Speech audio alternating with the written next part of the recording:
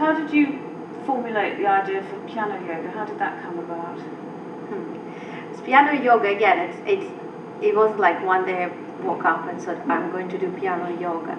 Not at all. I wanted to play all my life Rachmaninoff Rhapsody on a theme by Paganini, and all my wonderful teachers always said to me, please don't touch this piece. With your hands it would be really not a good idea. And of course all I wanted to do being a student to play this piece. So I managed to get a booking with the orchestra to play it. Actually it was 2 orchestras, and then I had to learn it. And then of course when I opened the score and I saw the chords, I realized what my teachers were talking about. And I was thinking, oh my God, how am I going to do it? So I definitely didn't have strength at the time, and I needed to stretch. I didn't have the right stretch. And then I started experimenting. No, before I started experimenting, actually, I went to a lot of, obviously, music shop and libraries, and I wanted to find a method which would take me from A to B, from where I was at that stage and bring me and stretch my hands. But I couldn't find one coherent course. You know, I could see different exercises. And then at the end, my deadline was running out, and I said, you know what, I just have to do it myself. And then I started thinking, how am I going to do it? And I was doing quite a lot of yoga practice at the time, and I noticed how that influenced me and my body. And just started experimenting with ideas borrowed from yoga, and that's how piano yoga started.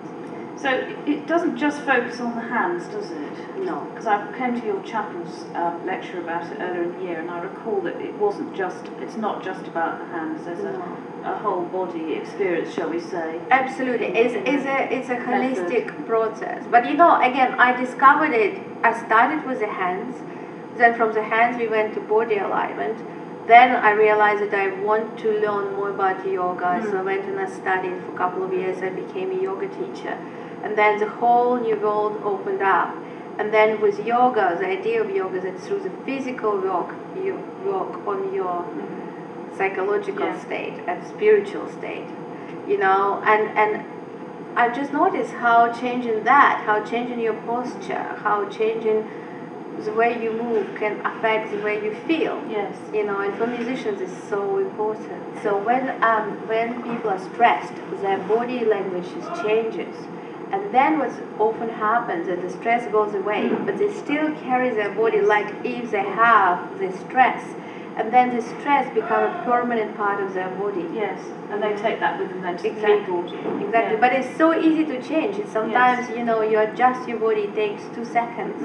And you feel completely different. And I think it has such a bearing on the sound you make at the piano. This change from a tense arm and hand and a tense body to this more relaxed feeling. And I've been surprised because my own teacher is a great advocate of Penelope Roscoe.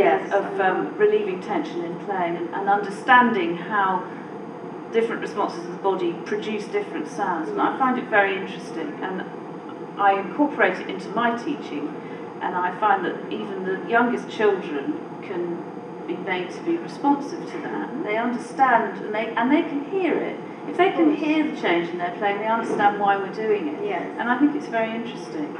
And it was something that was absolutely lacking from my own teaching as a child.